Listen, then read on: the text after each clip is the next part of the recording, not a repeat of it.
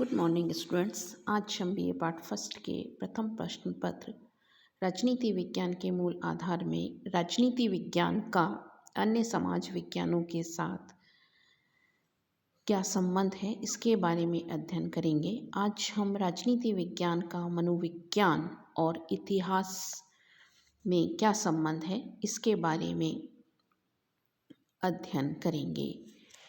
मनोविज्ञान वह विषय है जो कि मन की स्थिति का अध्ययन करता है, यानी वह विषय जो मानव के मन, विचार, अनुभव, प्रवृत्तियाँ, भावनाओं का अध्ययन करता है, उसे हम मनोविज्ञान कहते हैं। यह विषय मानव की स्वाभाविक प्रवृत्तियाँ, क्या अच्छाई है, क्या बुराई है, मानव की किस प्रकार की चेतना है, इसका अध्ययन करने वाला विषय मनोविज्ञान कहलाता है। मानव के व्यवहार से संबंधित यह विषय है। जैसे पाटसन कहते हैं, मनोविज्ञान व्यक्ति की परिस्थितियों से संबंधित क्रियाओं का विज्ञान है। राजनीति विज्ञान और मनोविज्ञान दोनों घनिष्ठ रूप से संबंधित हमें दिखाई देते हैं। क्योंकि दोनों ही विषय मानव का अध्ययन करते हैं। जो जितनी भी संस्थाएं हैं जिन्हें हम राजनीतिक संस्थाओं के रूप में देखते हैं, वे संस्थाएं या उन संस्थाओं की सफलता व्यक्ति की मन स्थिति पर निर्भर करती है। कोई भी राजनीति शास्त्री, राजनीतिज्ञ, राजनेता या प्रशासक जनसमूह के मस्तिष्क का अध्ययन किए बिना नीतियां नहीं बना सकता है। दल आदि जो संगठन हैं वे भी मनोवैज्ञानिक धरातल पर बने होते हैं। इसी रूप में हम ये देखते हैं कि राजनीति विज्ञान और मनोविज्ञान दोनों घनिष्ठ रूप से संबंधित हमें दिखाई देते हैं। पहले हम देखेंगे मनोविज्ञान की राजनीति विज्ञान को देन। पहली देन है मानव क्रियाओं के अध्ययन के लिए मनोविज्ञान का अध्ययन लाभकारी है। यानी मानवीय चरित्र को अगर हम समझना चाहते हैं तो हम मनोविज्ञान के आधार पर ही समझ सकते हैं। और राजनीतिक संस्थाएं संचालित होती हैं मानव के द्वारा। इसीलिए अगर मानव स्वभाव को राजनीति शास्त्री समझना चाहते हैं तो वह मनोविज्ञान के आधार पर समझ सकते हैं। दूसरी देन है राजनीतिक संस्थाएं भौतिक होने के स्थान पर मनोवैज्ञानिक हैं। यानी जो राजनीतिक संस्थाएं हैं वे व्यक्तिनिष्ठ होती हैं और व्यक्तियों के द्वारा संचालित होती हैं। व्यक्तियों के द्वारा उनका कार्य प्रमुख रूप से संचालित किया जा सकता है। शासन प्रणाली उस देश के नागरिकों के व्यवहार को प्रभावित करती है। तो जो राजनीतिक संस्थाएं हैं चूँकि मनोवैज्ञानिक होती हैं, तो मनोविज्ञान के आधार पर ही हम राजनीतिक संस्थाओं को समझ सकते हैं। नेक्स्ट है सत्ता के प्रयोग में मनोविज्ञान की उपेक्षा क्रांति को जन्म दे सकती है। जैसे कि ग्राहम कहते हैं, राजनीति अंशतः सचेत बौद्धिकता का परिणाम है और अधिकांशतः यह आदत, मूल प्रवृत्ति तथा सुझाव जैसे अर्धचेतन प्रक्रियाओं की उपज है। यानी कि अगर सत्ताधारी मनुष्य की मनस्थिति को समझने में सफल हो जाते हैं तो वे क्रांति से बच सकते हैं। लेकिन अगर वे मनस्थिति के आधार पर परिवर्तन नहीं करते हैं तो सत्ता को भी क्रांति का सामना करना पड़ता है। नेक्स्ट है लोकतंत्रीय प्रक्रियाओं के खतरे से सावधान रहने की चेतावनी मनोविज्ञान देता है।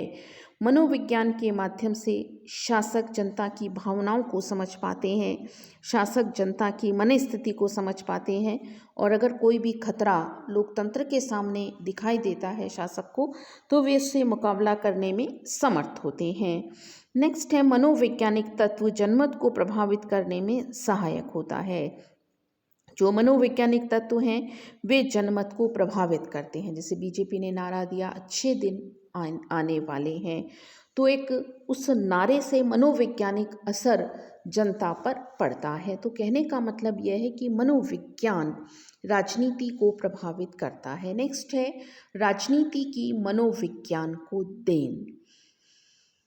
पहली देन है राजनीति शास्त्र मनोविज्ञान को सामग्री प्रदान करता है जिसके आधार पर राजनीतिक तथ्यों का अध्ययन मनोविज्ञान के द्वारा किया जाता है या मनोविज्ञान विषय समृद्धि पाता है। दूसरा है सामाजिक मनोविज्ञान को प्रभावित करना। मनोविज्ञान है सामाजिक लेकिन शासन का ढांचा उसे प्रभावित करता है या शासन के ढांचे से व्यक्ति का जो व्यवहार है वो प्रभावित होता है और उस व्यवहार से प्रभावित होकर एक तरह से सत्ताधारी के द्वारा जो कार्य किया जाता है वह सामाजिक स्थिति को प्रभावित करता है और उससे सामाजिक मनोविज्ञान पर असर पड़ता है। तो इस तरह से राजनीति भी मनोविज्ञान को प्रभावित करती है। नेक्स्ट है दोनों में अंतर। राजनीति विज्ञान और मनोविज्ञान एक नहीं है और इन दोनों में कुछ अंतर पाए जाते हैं जो कि इस प्रकार हैं। पहला है क्षेत्र संबंधी अंतर। मनोविज्ञान का संबंध समस्त मानव के व्यवहार से है, चाहे उसका संबंध आर्थिक हो सामाजिक हो, जबकि राजनीति विज्ञान मुख्य रूप से राजनीतिक स्थिति से संबंधित है। नेक्स्ट है यथार्थवाद और आदर्शवाद में अंतर। मनोविज्ञान पूरी तरह से यथार्थवादी है, जो स्थिति जैसी दिखाई देती है उसका वैसा ही चित्रण मनोविज्ञान करता है, जबकि राजनीति विज्ञान में हमें आदर्श और यथार्थ दोनों के दर्शन होते हैं। इस तरह से ये कुछ अंतर मनोविज्ञान और राजनीति विज्ञान में हमें दिखाई देते हैं। दूसरा विषय जिसका हम संबंध राजनीति विज्ञान से निर्धारित करेंगे वो है राजनीति विज्ञान और इतिहास। इतिहास वह विषय है जो व्यक्ति समाज राज्य के भूतकाल लेखा जोखा होता है। इतिहास और राजनीति विज्ञान घनिष्ठ रूप से संबंधित हैं। जैसा कि फ्रीमैन कहते हैं, इतिहास भूतकालीन राजनीति है और राजनीति वर्तमानकालीन इतिहास है। यानी जो बीत चुका है इतिहास है, लेकिन वो भूतकालीन राजनीति के रूप में हमें इतिहास दिखाई देता है, और जो वर्तमान राजनीति है वो आने वाले समय में इतिहास होगी। सीले का कहना है राजनीति विज्ञान के बिना इतिहास का कोई फल नहीं और इतिहास के बिना राजनीति विज्ञान का कोई मूल नहीं। यानी राजनीति विज्ञान के बिना इतिहास को हम महत्व नहीं दे सकते, इतिहास का कोई फल नहीं है और इतिहास के बिना राजनीति विज्ञान का कोई आधार नहीं है। और हम इन दोनों विषयों को एक दूसरे से घनिष्ठ संबंधित पाते हैं। पहले हम देखेंगे इतिहास की राजनीति विज्ञान को देन। इतिहास ने बहुत कुछ राजनीति विज्ञान को दिया है। पहली देन है राजनीति विज्ञान का अध्ययन इतिहास पर निर्भर है। जो राजनीतिक संस्थाएं हैं उन्हें हम विकास का परिणाम मानते हैं और अगर हम उन्हें समझना चाहते हैं तो हम उन्हें इतिहास यानी अतीत के माध्यम से ही समझ सकते हैं। राजनीतिक विज्ञान में जिन समस्याओं का अध्ययन होता है उनका भी अपना एक अतीत होता है। इतिहास के बिना राजनीति विज्ञान का कोई अस्तित्व नहीं होगा, क्योंकि राजनीति विज्ञान को अपने भवन का निर्माण करने के लिए इतिहास ही सामग्री देता है, यानी इतिहास के द्वारा ही सामग्री उपलब्ध कराई जाती है। दूसरा है इतिहास राजनीति की प्रयोगशाला है। इतिहास राजनीति की प्रयोगशाला है और इसमें जो घटनाएं घटित हुई हैं वो कैसे घटित हुई हैं, वो प्रमुख रूप से अतीत में मनुष्य से क्या गलती हुई है इसके आधार पर ही हम निर्धारित करते हैं। जैसे कि अकबर क्यों सफल हुआ, औरंगजेब क्यों असफल हुआ, इतिहास के माध्यम से ही हमें पता चलता है। नेक्स्ट है राजनीति विज्ञान के आदर्शों और सिद्धांतों के निर्धारण में सहायता। राजनीति विज्ञान के जो आदर्श हैं, राजनीति विज्ञान के जो सिद्धांत हैं, वो इतिहास के माध्यम से ही निर्धारित किए जाते हैं। यानी हम प्रमुख रूप से इतिहास के आधार पर ही आने वाले समय के आदर्श और सिद्धांतों को निर्धारित कर सकते हैं। नेक्स्ट है राजनीति विज्ञान की इतिहास को देन। राजनीति विज्ञान भी इतिहास को प्रभावित करता है और पहला है इतिहास के अध्ययन को सारगर्भित बनाना।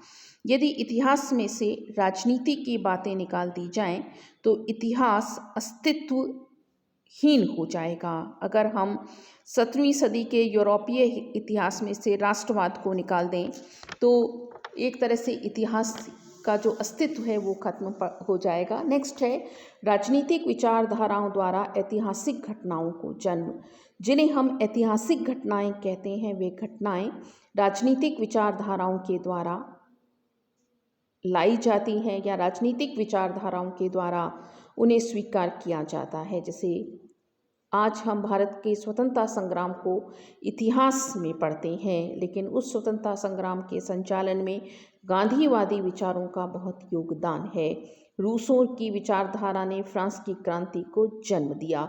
यानी कहने का मतलब यह है कि जो राजनीति है वह प्रमुख रूप से कहीं ना कहीं इतिहास को प्रभावित करती है। नेक्स्ट है इन दोनों में अंतर।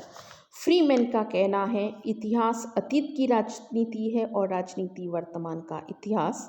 इन दोनों में जो अंतर है वो इस प्रकार है। पहला है क्षेत्र में अंतर। राजनीति विज्ञान का क्षेत्र सीमित है और इतिहास का क्षेत्र व्यापक। अगर हम मुगल कालीन इतिहास पढ़ते हैं तो केवल हम राजनीति नहीं पढ़ते बल्कि हम मुगलों की आर्थिक नीति, मुगलों का स्थापत्य कला, इन सब को भी पढ़ते हैं। तो इस रूप में इतिहास का क्षेत्र व्यापक है। नेक्स्ट है अध्ययन पद्धति में अंतर। इतिहास की अध्ययन पद्धति वर्णनात्मक है और राजनीति विज्ञान की अध्ययन पद्धति विश्लेषणात्मक है। इतिहास में हम केवल वर्णन करते हैं, घटनाओं का ज्यों का त्यों वर्णन हमारे द्वारा किया जाता है, जबकि राजनीति विज्ञान में हम विश्लेषण भी करते हैं। नेक्स्ट है उद्देश्य में अंतर। दोनों का उद्देश्य अलग अलग है। इतिहास का काम निर्णय देना नहीं है, जो है उसका वर्णन करना है, वह यथार्थवादी है, जबकि राजनीति विज्ञान में हम यथार्थ और आदर्श दोनों को देखते हैं। हम आदर्श को भी खोजते हैं, राजनीति विज्ञान में यह भी देखते हैं कि किस प्रकार की जो स्थिति है वह श्रेष्ठतम हो सकती है। धन्यवाद।